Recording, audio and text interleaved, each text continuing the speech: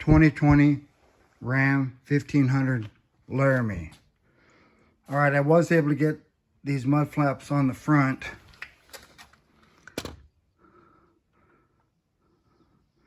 And they really didn't turn out too bad, but you know, if you look really close, you'll see they don't fit right there.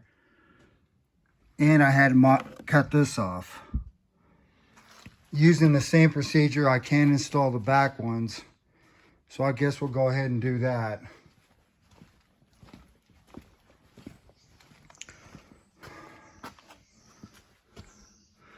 Strangely enough though, on this side I had a push pin right there, so I did use some of their hardware.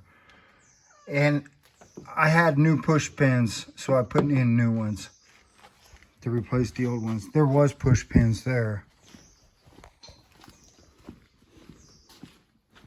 But on this side I noticed there was a bigger one in there, and I guess there was on that side too. There's the busted head of it, but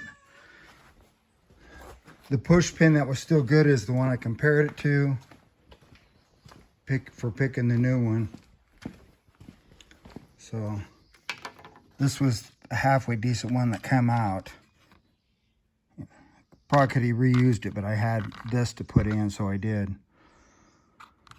And here's the other size. This part's the same, you know, where it goes in, but the head of it's bigger. So that shouldn't be a big issue.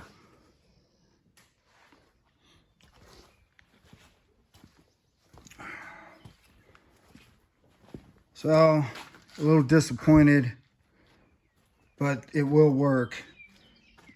The running board's been getting all gunked up with stuff because I didn't have mud flaps.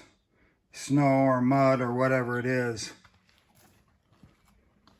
Yeah, it gets a big puts a bunch of it on your running board, and then you don't want to step on it.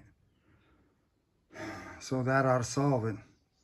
And this is John Rudy with Rudy Racing, signing off.